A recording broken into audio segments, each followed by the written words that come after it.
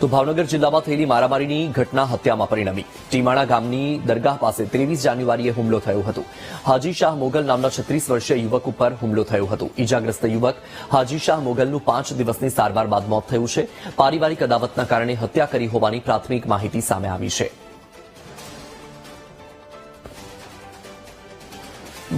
વધુ માહિતી સાથે સંવાદદાતા ભૌમિક ફોનલાઈન પર જોડાઈ ગયા છે। ભૌમિક, જે આ ઘટના સામે આવી છે હુમલાની, એ મામલે શું કાર્યવાહી છે?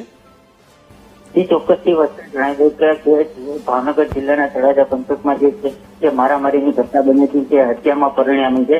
અને વાત કરીએ તો તળાજા તાલુકાના જે ટીમાણા ગામે છે કે જ્યાં દરગાહમાં જે ઉરસ ચાલી રહ્યું હતું તે સમયે કોઈ અજાણ્યા ઇસમો 3 થી 4 જે છે હાજી શાહ મોગલ નામના 36 વર્ષીય યુવક છે તેની ઉપર છરી વડે હુમલો કર્યો હતો।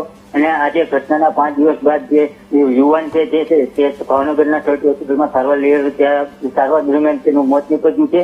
અને હાલ જે છે તેના પરિવારજનો કુટુંબીજનો હાલ અત્યારે ભાવનગર સર્ટી હોસ્પિટલ ખાતે પહોંચ્યા છે। અને હાલ જે છે પેનલ પીએમની કાર્યવાહી હાથ ધરવામાં આવી છે અને વધુ તપાસ જે છે તે તળાજા પોલીસ ચલાવી રહી છે। બિલકુલ, ભૌમિક માહિતી બદલ આભાર।